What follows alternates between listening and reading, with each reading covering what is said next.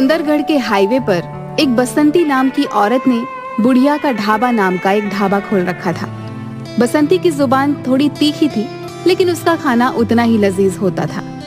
यही कारण था कि उसके ढाबे में हमेशा भीड़ रहती थी। ढाबे में मंगलू नाम का एक लड़का भी काम करता था, जो कि ऊंचा सुनता था, जिसकी वजह से सर्विस हमेशा इधर की उधर हो जाती। बसंती के ढाबे के बगल ही एक बदमाश गबरू ने भी ढाबा खोल रखा था।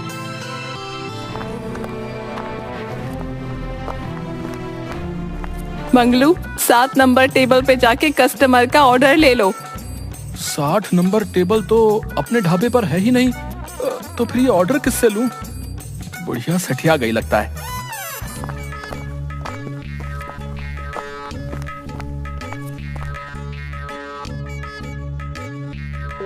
तुझे कब बोल दिया था मैंने कि 7 नंबर टेबल पर बैठे कस्टमर का ऑर्डर ले ले, लेकिन तू सिर्फ इधर से उधर घूम रहा है तब से। मालकिन, मैं तब से 60 नंबर टेबल ही खोज रहा हूँ, लेकिन अपने यहाँ तो लास्ट 12 नंबर की टेबल है। हे भगवान, इसका ऊंचा सुनने की आदत एक दिन मेरा बीपी बढ़ा देगी। चल उधर जा तू और ऑर्डर डिलीवर कर। और हाँ, इस टेबल पर 4 रोटी ला कर दे। हाँ भाई, ये लो। किसने मांगी थी अचार और रोटी? आचार रोटी नहीं पगले, 4 रोटी देने को बोली थी। हाँ, तो जोर से बोलना चाहिए था ना। अब कितना जोर से बोलूं? तेरे लिए एक माइक लगवा दूं क्या?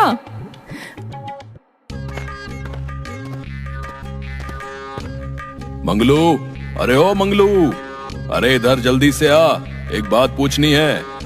आया भैया, 1 मिनट। हाँ भैया, ये लो आपकी हल्दी। अबे मैं बोला जल्दी आओ, न कि हल्दी लाओ।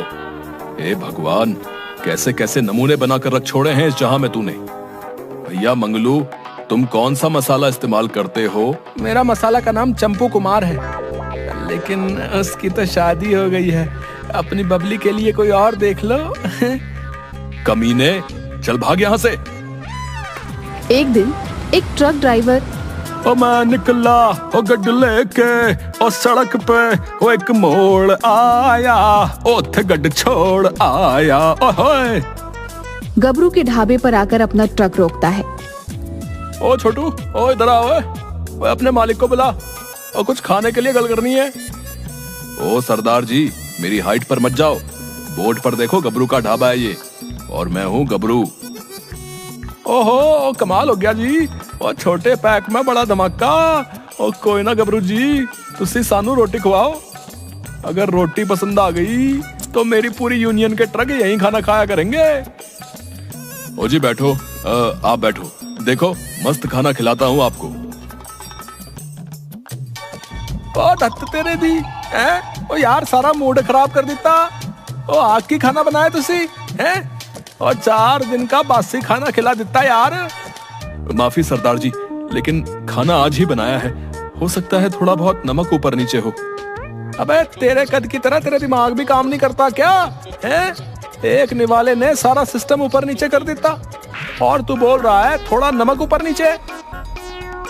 और सरदार जी गुस्से से ट्रक में बैठ जाते हैं। तभी उसकी नजर बुढ़िया के ढाबे पर पड़ी। ओ तेरी दी, और सारी महफिल तो यहीं लगी हुई है, और मैं भी बेवकूफ जो यहाँ खाने रुक गया। चलो बुढ़िया के ढाबे पर चलते हैं। आओ आओ सरदार जी, की खाओगे तुसी? ओ आ गया माई जी। ओ जी, आपके पड़ोसी ढाबे वाले ने तो आज गजब का खाना खिला देता। अरे आप कहाँ उस ठग के यहाँ रुक गए? वो तो 1 नंबर का हरामी है। ओ सही कहा माई, अगर गलती नाल खाना खा लेंदा ता गड्डी आज अमृतसर नहीं लाहौर च रुकनी सी। ये सब होता देख गबरू अंदर ही अंदर बुढ़िया के ढाबे से किलसा बैठा था। एक दिन गबरू का दोस्त चिंटू चटोरा गबरू के ढाबे पर पहुंचता है। देख भाई चटोरा, अगर पैसे देकर खाना खाने आए हो तो रुको, नहीं तो उधार मैं नहीं दे सकता। एक तो सारा कस्टमर बगल में चला जाता है, वैसे तू भी तो पूरा दिन कैमरा लिए इधर उधर झक मारता है। मेरा कोई काम ही कर दे, किसी तरह बुढ़िया के ढाबे की रेसिपी पता चल जाए। हो सकता है, सब हो सकता है। अपकमिंग फेमस फूड ब्लॉगर है ये चिंटू चटोरा। मेरे दोस्त, तुझे भी फायदा दूंगा, तू बस मेरा ये काम कर दे। अगर तू अपने ढाबे में 20% का प्रॉफिट देता है तो मैं यूट्यूबर बनकर बसंती से उसके टेस्टी खाने का राज उगलवा लूंगा। ठीक है, तो फिर किसी तरह से तू मुझे उसके ढाबे पर एंट्री करवा दे। नमस्कार काकी। अरे कैसे हो गबरू? मैं ठीक हूँ काकी, आप बताओ। बस किसी तरह चल रहा है, आप जैसा नहीं है। इधर भी सब ठीक चल रहा है। और काम कैसा चल रहा है? अरे हाँ, काफी दिनों से वो बस वही पुराने लोकल कस्टमर आ रहे हैं। मजा तो तब आएगा जब बाहर के भी कस्टमर आएंगे। मेरा एक दोस्त फेमस फूड ब्लॉगर है, अगर आप बोले तो उसे बुलवा दूं। रातों रात आपकी दुकान पूरे देश में फेमस हो जाएगी, लेकिन इसके लिए मुझे उसको 10,000 रुपए देने होंगे। अब क्या है ना, आज की दुनिया में कोई भी किसी के लिए फ्री में काम नहीं करता। ये तो ठीक कहा तुमने, उसकी चिंता मत करो, वो तो मैं दे दूंगी। तुम बस काम बनवा दो मेरा।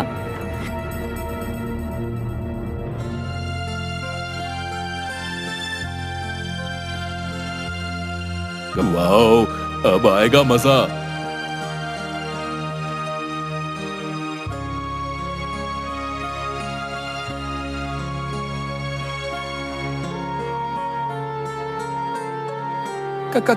कौन है वहां? कोई ना कोई तो है। कौन है?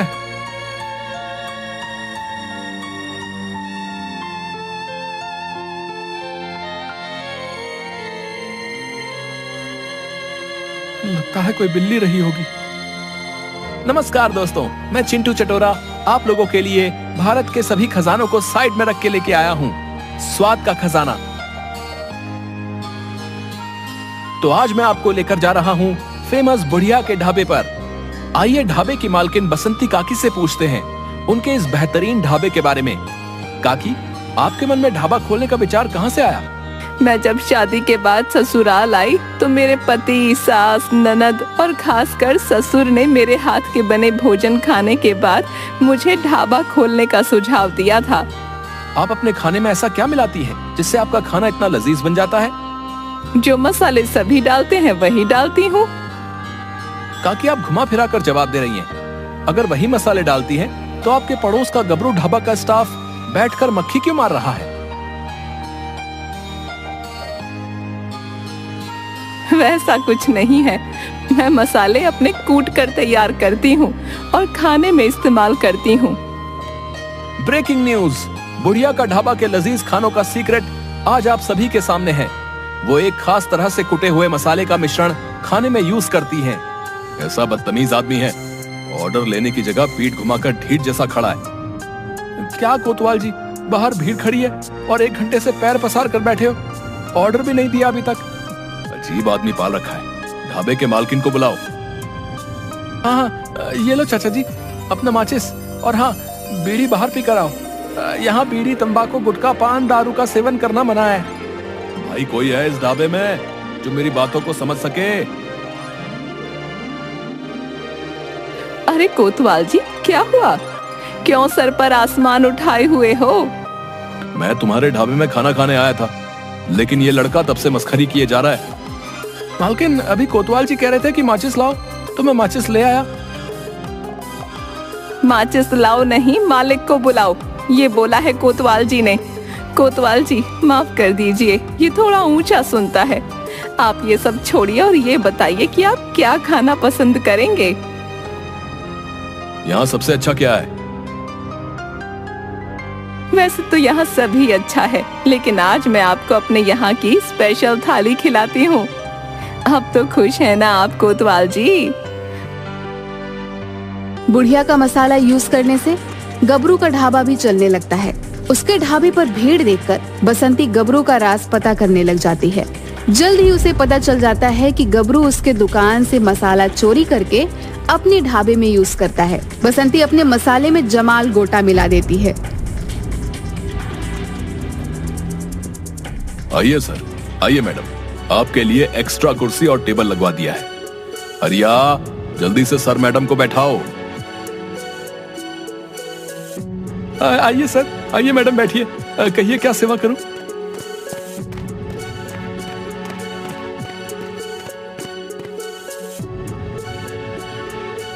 अरे, अब ये क्या हो रहा है हरिया? पता नहीं मालिक, सब पूछने पर यही बता रहे हैं कि आकर बताता हूँ, अभी सामने से हट जाओ।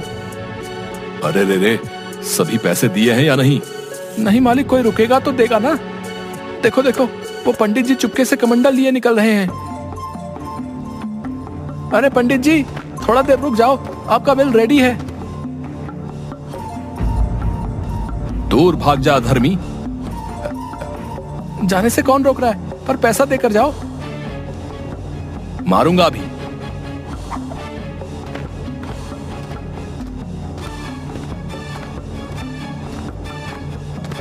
क्या हुआ, वापस क्यों आया? उन पर नजर रखने को कहा था ना। कमंडल फेंक कर मारा है उन्होंने, ये देखो सर फोड़ दिया मेरा।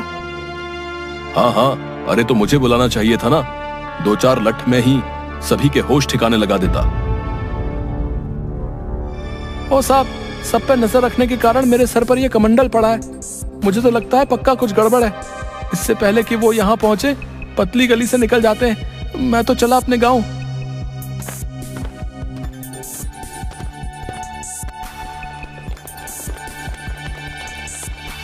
लगता है भाइयों, इन्होंने पक्का खाने में कुछ गलत चीज मिलाई है। ये सब मेरा नहीं, उस बसंती का किया धरा है। उसी का मसाला मैंने आज के खाने में मिलाया था। पक्का उसी ने कुछ किया है। उसे पकड़ो आप सब और बंद करा दो उसका ढाबा।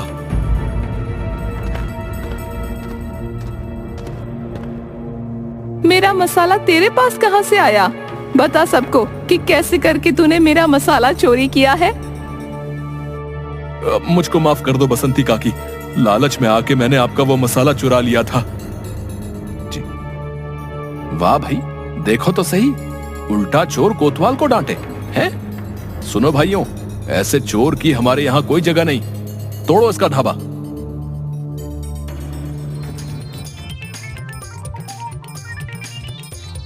इसके बाद बसंती काकी के ढाबे पर खोई हुई रौनक वापस आ जाती है और साथ ही उन्हें ज्यादा लालच के कारण ब्लॉगर के सामने अपना राज उगल देने का सबक मिल गया।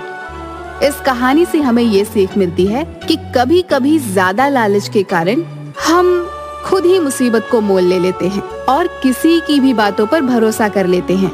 इसीलिए कभी भी किसी पे आंख बंद कर भरोसा ना करें और किसी को भी अपनी चीजें ना बताएं।